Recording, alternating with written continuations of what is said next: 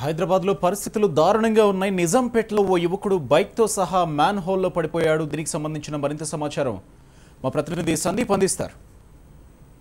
నిజాంపేటలోని Srinivas Nagar colony అది 12 గంటల ప్రాంతంలో వాహనదారులు అతను బైక్ పై వెళ్తున్నాడు. అయితే ఒక్కసారిగా పూర్తి స్థాయిలో ఆ వాహనం కూడా కొట్టుకుపోయింది. అయితే దానిపై ఉన్న వ్యక్తి వాహనాన్ని వదిలేశాడు. అయితే చుట్టుపక్కల గమనిస్తున్న స్థానికులు వెంటనే అప్రమత్తం చేసి ఆయన్ని మాత్రము బయటకు సురక్షితంగా తీశారు. మొత్తానికి యువకుడైతే సేఫ్ గా ఉన్నాడు.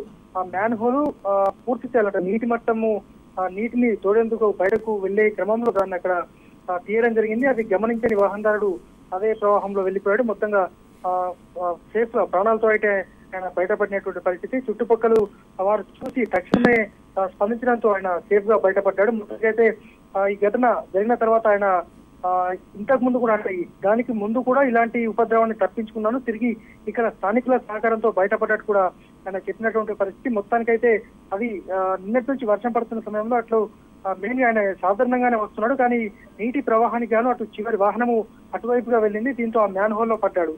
మొత్తానికి స్థానికులు గమనించడంతో సురక్షితంగా ప్రాణాలతో బయటపడ్డాడు. వాహనం మాత్రము అందులోనే ఉన్నటువంటి పరిస్థితి. Gopi, right, thank you Sandeep.